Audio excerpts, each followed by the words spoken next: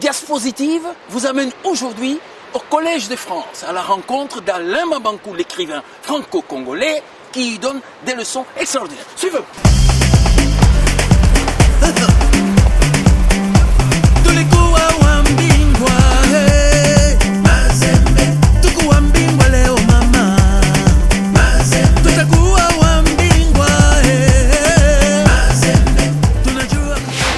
Alain Mabankou est né il y a 50 ans à Pointe-Noire.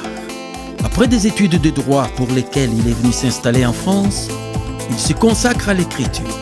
Des recueils de poésie d'abord, puis en 1998, un premier roman Bleu, Blanc, Rouge. À partir de là, Alain Mabankou enchaîne les récits et nous donnera entre autres African Psycho, Rêve cassé, Mémoire des porcs-épics, Black Bazar, etc. En 2016 sont sortis Petit Piment et son tour du monde de la francophonie, Le monde est mon langage. Ces romans ont drainé une quantité de prix dont le fameux prix Renaudot en 2006 pour Mémoire des porcs-épics. Fait chevalier de la Légion d'honneur en 2010 et officier des arts et lettres en 2016 en France, Alain Mabankou partage son temps entre la Californie où il est professeur de littérature, Paris et l'Afrique. En 2016, toujours, il intègre le prestigieux Collège de France où il donne des leçons sur la littérature africaine. Dis-moi, comme on dit à Abidjan, on est où là? On est où là? Ben, ici on est, je peux dire, dans ce qu'on appelle le Collège de France, qui est un des établissements, le premier, le plus grand établissement d'enseignement supérieur en France, unique au monde puisque ça a été créé au XVIe siècle et des grands professeurs sont passés ici, ont enseigné, ont dispensé des cours. Je pense même à des professeurs comme Roland Barthes, à Foucault qui ont enseigné ici. C'est le temple du savoir de la France. C'est vraiment pour un professeur, quel qu'il soit, enseigner au Collège de France, c'est atteindre en quelque sorte la sommité de la connaissance. Donc pour la première fois, eh bien, nous amenons l'Afrique de la littérature à l'intérieur du Collège de France. Ça, c'est extraordinaire quand même. Un petit Congolais qui quitte de Pointe-Noire là-bas Voilà. et s'initie au Collège de France. C'est extraordinaire. Mais qu'est-ce que ça représente? Ben, ça représente pour moi pratiquement un pas vers de l'avant.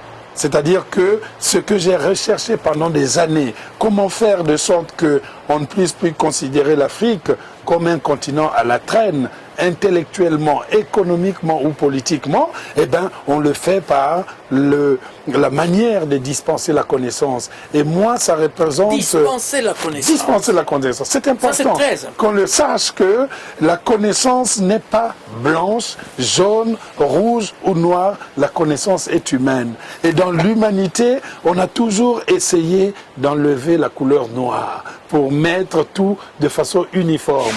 Cette présence au Collège de France veut aussi dire que l'Afrique a quelque chose à dire. L'Afrique n'est pas un continent de ténèbres. L'Afrique est un continent porté par une jeunesse dynamique, forte, qui veut parler, qui veut s'exprimer, mais qui est parfois bâillonnée. Moi, je descends dans l'arène, je mange avec eux dans l'Inganda, je mange le mfumbois, je mange le manioc, je mange le foufou, je bois la skol, je danse avec eux le ndobolo. Et voilà. Et à 5 h du matin, je dis, bon, tu te reposes 2 heures, on repart vers la connaissance. Parce que la connaissance, c'est ce qui reste. Et ces jeunes doivent accéder à la connaissance. C'est le sens du travail que je fais depuis longtemps. Quand je fais un travail, j'ai en ligne de mire la jeunesse. Donc ce qui se passe au Collège de France, ici, c'est quelque chose, c'est vrai, d'inédit.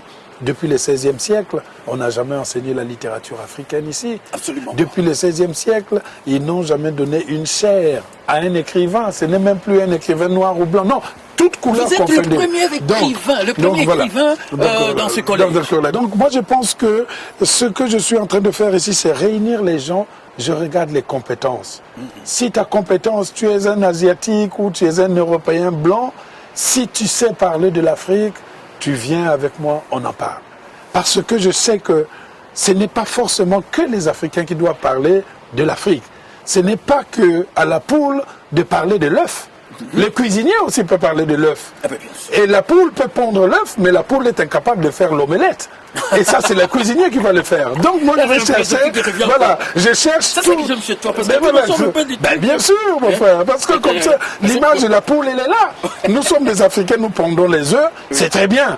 Mais si on peut avoir des cuisiniers qui peuvent dire, je vais faire l'omelette, j'ajoute un peu de fromage, je mets un peu d'oignon, je mets un peu de tomate, ça, c'est les idées qui viennent C'est d'ailleurs. extraordinaire, c'est magnifique. Oui. Alors, nous allons aborder aussi le problème culturel, parce que nous sommes ici pour la création Tout à fait, ouais. artistique, culturelle. Parlez-nous. Oui, oui. C'est quoi? Mais je pense à la création artistique. Quand on voit l'art, les gens ont toujours tendance à considérer l'art, c'est simplement les statuettes et puis la musique ou quoi. L'art, c'est tout ce qui sort de l'imaginaire et qui permet à beaucoup d'autres gens de pouvoir comprendre un monde. Dans ce sens, la littérature fait partie de l'art. L'art, la définition de l'art, c'est la manière de faire quelque chose. Oui. C'est-à-dire que la manière avec laquelle, par exemple, vous dansez, vous êtes un artiste de la danse. La manière avec laquelle vous faites exprimer cet art. Et l'écrivain aussi a sa manière Quand de je faire. vous vois le faire, j'ai Voilà. l'impression que vous êtes vraiment... Ah ben bon, je sais que je peux danser comme ça. Même le pas de danse que je fais, Oui. dans les deux Congos, ils vont se moquer. Ils ont dit, ma banco ne danse pas bien. Mais ça m'étonne. ce dont je suis sûr, c'est que je danse mieux que Kofi Olomide. C'est déjà ça. Il chante mieux, il compose mieux, mais je danse mieux que lui. Mon cher Antoine, ne vous en faites pas, vous aurez l'occasion de danser ensemble. Il y a Lobs qui dit, Oui. il nous parle d'un temps que les Morano ne veulent pas connaître. Mais c'est normal. Les Nadine Morano, c'est des gens qui ont dit que la France était un pays de race blanche et de culture judéo-chrétienne. C'est faux. Quand les Français avaient des problèmes, parce que l'Allemagne avait occupé la France, Oui. la France est allée se réfugier à Brazzaville. Ah, c'est vrai que C'est c'était pour la ça, capitale la conférence de Brazzaville, on parle toujours de Londres, l'appel de Londres, mais on oublie toujours le fait que Brazzaville était la capitale de la France libre. Et donc, quand les Morano essayent d'écarter la part de l'Afrique dans la constitution de la nation française, c'est comme si le Français venait aujourd'hui dire « je me suis fait moi-même ». La France est un pays, je l'ai dit, tissé de fils noirs. noirs. Quand vous avez un costume, vous voyez, ces doublures-là sont importantes parce que ça donne une certaine élégance. Ah oui, toujours la classe. La portée des Africains, les Africains ont donné une certaine élégance et une certaine fierté à la France. Le tout premier roman d'Alain Mabankou a été édité à quelques pas du Collège de France dans la discrète mais très renommée maison d'édition Présence Africaine. J'ai décidé d'aller y faire un petit tour. Le premier livre d'Alain Mabankou a été publié à Présence Africaine en 1998. Je l'ai vu arriver, tout jeune auteur, qui était un grand poète à l'époque, qui avait envie de se lancer dans le roman, qui voulait le faire à Présence Africaine, comme ses pairs. Voilà, c'était la maison symbole, comme elle est toujours. Présence Africaine est née en 1947, sous l'impulsion d'Alioune Diop, qui a fédéré l'ensemble, si on peut dire, des intellectuels d'origine africaine à l'époque. Et ça correspondait à une demande, c'est-à-dire que cette population existait évidemment, était là, mais on ne la voyait pas. Ça va faire donc bientôt 70 ans que Présence Africaine existe. C'était la première maison d'édition africaine, dirigée par des Africains. Donc à l'époque, c'était dans la logique d'être publié par Présence Africaine. Quand on était un auteur africain, on venait se présenter automatiquement à Présence Africaine. Je vais vous parler d'auteurs actuels, jeunes auteurs, qui seront certainement bientôt très demandés partout. Bougar Sarr, très jeune homme, qui a aujourd'hui 25 ans, qui a déjà reçu 3 prix pour son premier roman. Un autre auteur jeune sénégalais, Elgas. En fait, il part au Sénégal, retrouver sa famille, faire un tour dans le pays. Et avec le décalage de sa vie en Europe, il regarde son pays autrement.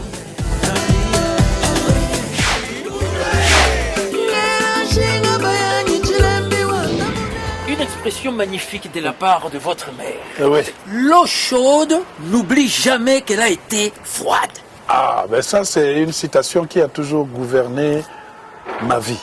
Hein, donc voilà, c'est comme si on disait en lingala que Maya Pio et Bossanakate que Ezalaki Malili. C'est ça.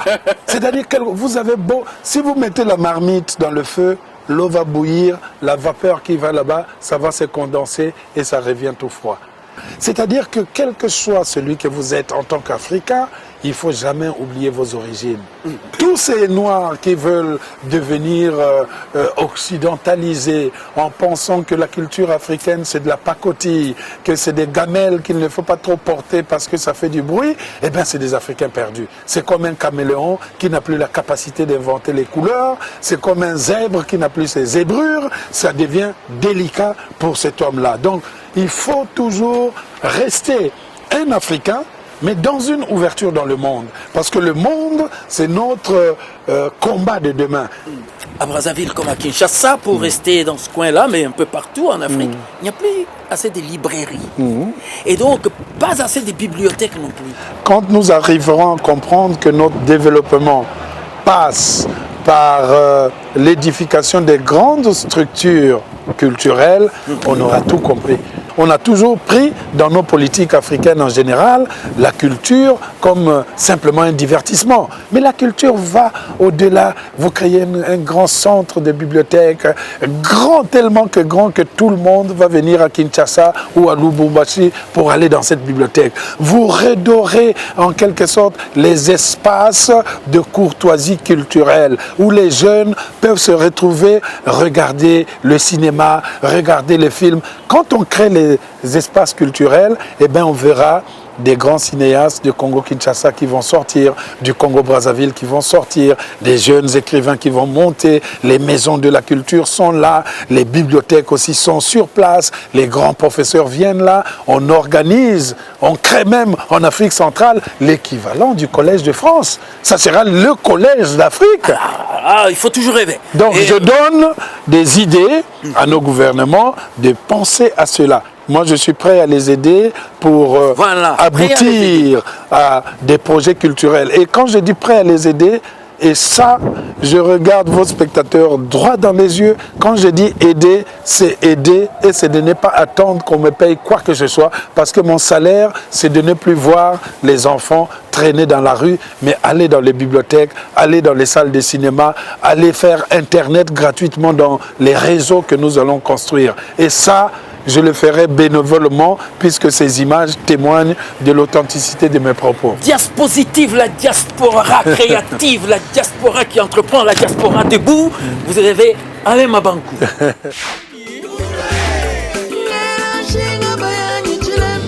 Tu touches aussi à la musique. Oui. Donc tu es mécène. Producteur. Moi, j'ai fait de la production, j'ai produit 2 albums d'un groupe qui s'appelle Black Bazaar. Oui. Moi, je ne voulais pas faire un orchestre, c'est un concept. Oui. C'est-à-dire Black Bazaar, c'est mon concept. Oui. Quand je vais faire quelque chose, je prends les musiciens, je les mets.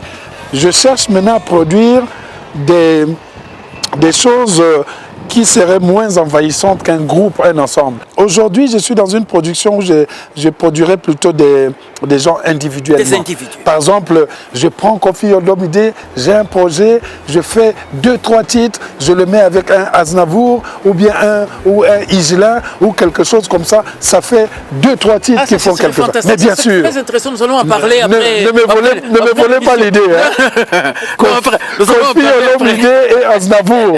Parce que Koffi, c'est l'intellectuel de la musique, que j'estime. Tu l'aimes beaucoup. Oh non, mais faut être honnête, parce que c'est ça qui nous tue souvent. C'est ça qui nous tue souvent en Afrique, c'est que quand l'artiste est grand, on essaie de le rendre petit par l'invective. Je suis en train de préparer le film de Black Bazaar. Ça va être un grand moment en France, une grande comédie avec des grands acteurs. À l'intérieur, je voulais que Papa Wemba joue. Comme en accord avec ce qu'il avait fait avec La Vie est belle. Mais cette fois-ci, il jouerait dans Black Bazaar. J'avais pris rendez-vous avec lui, je crois il y a 2 ou 3 ans, on s'était vu à la Villette. On avait amorcé déjà le débat de la discussion. Donc c'est vous dire que quand j'ai vu sa mort, j'étais un peu touché. Mais Wemba reste ce sorte de flamboyant dont les branches c'était tellement étendu que ça a donné des c'est fleurs. lui sur scène, là. Ah oui, ça c'est son truc. Quand tu faisais ça, il faut voir cette symbolique de Papa Wemba. Oui. Ce n'est pas une symbolique qui est mise comme ça. C'est la symbolique du flamboyant. Ouais. Vous avez le sommet du flamboyant, les tentacules des branches, et puis les fleurs qui tournent. C'est quelqu'un qui sème la Oh là génération. là, ça c'est l'écrivain qui... C'est quelqu'un, mais moi je vois la gestuelle, quelqu'un qui sème la génération et qui dit je suis là dans l'éternité. Et quand vous voyez même, c'est le signe de la crucifixion, ça fait aussi la croix. C'est-à-dire que la croix, vous avez l'est, l'ouest, le nord et le sud. Je regarde toutes les directions. Et même si vous voulez regarder derrière, la main qui fait comme ça, il y aura toujours les doigts qui regardent derrière et qui regardent devant. Je crois qu'on ne vous a jamais fait cette analyse-là sur la symbolique des albums de Papa Wemba. Maintenant, vous l'avez en exclusivité ici. C'est ça. Alain, je peux te dire une chose. L'Afrique compte sur toi. Bon. Il faut que nous en ayons 10, 20, 40, 50, 60 millions de comme toi. Et que la jeunesse essaye de s'identifier à toi. Et que la jeunesse compte sur toi pour pouvoir construire cette Afrique qui traîne les pieds. Alain, merci. Merci vraiment de me recevoir et je salue tous les Congolais d'ici et de l'autre côté. Nous sommes un seul pays. Il faut garder ce sourire. L'Afrique de demain, c'est vous, c'est les jeunes, mais aussi c'est l'homme de la rue. Et puis ceux qui sont partis resteront avec nous. Merci beaucoup. Attends, tu peux me donner tes lunettes, tu me dis. Ah, là, c'est un sacrilège. Hein? Et voilà. Medina là-bas, foi bato bem là-bas, foi tudo bem.